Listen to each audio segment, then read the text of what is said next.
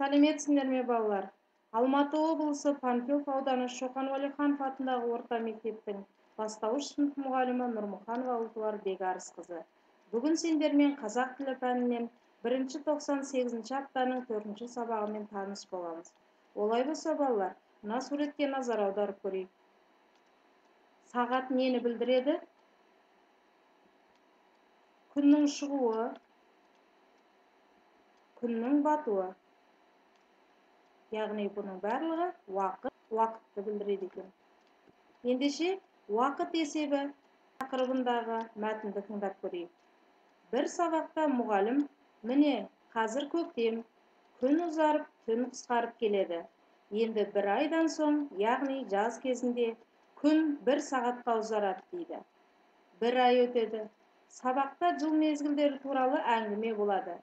Мұғалім осы сыныпта оқитын Қожанасырды тақтаға шақырып, ал Қожанасыр, сен айтшы, бір тәулікте қанша сағат бар деп сұрайды. Басқа мезгілдерде 24 сағат, ал жаз кезінде 25 сағат бар депті. Осы мәтіннен не түсіндіңдер балалар? Күн ұзарғанда тәуліктегі сағат саны өзгере ме екен? Жоқ, өзгермейді. Қожанасыр нені түсінбеді деп ойлайсыңдар? Қожанасырдың орнында болсаң, қалай жауап берер едің?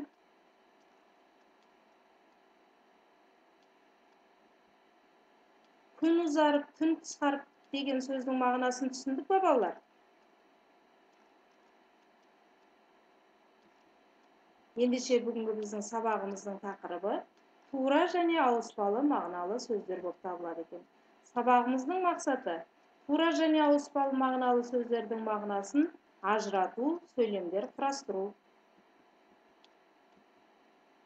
Бірінші тапсырмаға назар аударайық. Өлеңді түсініп оқы, қарамен жазылған сөздердің мағынасын түсіндір. Мен таба алмай бұрышты, қарадым бар қуысты, таусылған соң шыдамым, інімнен кеп сұрадым.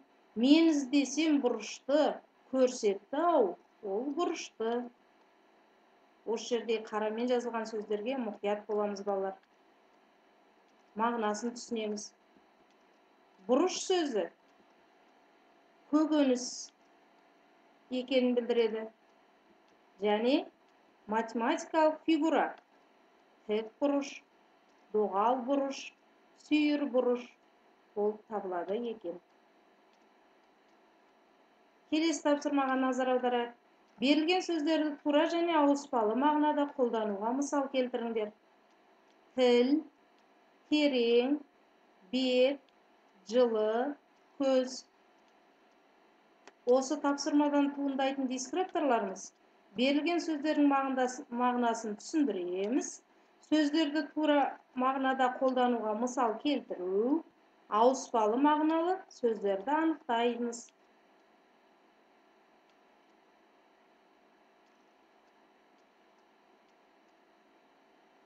Жазып болсақ балалар, өзімізді тексеріп көрейік. Тура мағынада тіл, дене мүшесі болып табылады екен. Ауыспалы мағынада бәтеңкенің тілі. Тура мағынада терең көл, ауыспалы мағынада терең ойлау. Бет сөзінде адамның дене мүшесі, адамның беті, ауыспалы мағынада кітаптың беті. Тура мағынада жылы, жылы киім, ауыспалы мағынада жылы сөйлеу. Көз, дене мүшесі болып табылады. Ауыспалы мағынада бұлақтың көзі болып табылады екен. Ендеше балалар, өзіміздің білімімізді толық ай, жарты ай және жаңа туған аймен бағалап жіберейік. Толық айда толық түсіндім, жарты ай дегеніміз жартылай түсіндім, жаңа туған ай әлі түсінбедім. Осы сабақтан туындайтын кері байланысымыз саяхат вагоны деп аталады. Саяхат вагонына міну үшін өзіміздің бүгінгі алған біліміміз бойынша birinchi, ikkinchi, uchinchi vagonlarga o'tiramiz. Birinchi vagonda men bugun bildim. Ikkinchi vagonda men bugun tushunmadim. Üçüncü vagonda mağan sabaq unadı. Bugungi sabağımız ayaqtaldı. Uyga topsirma.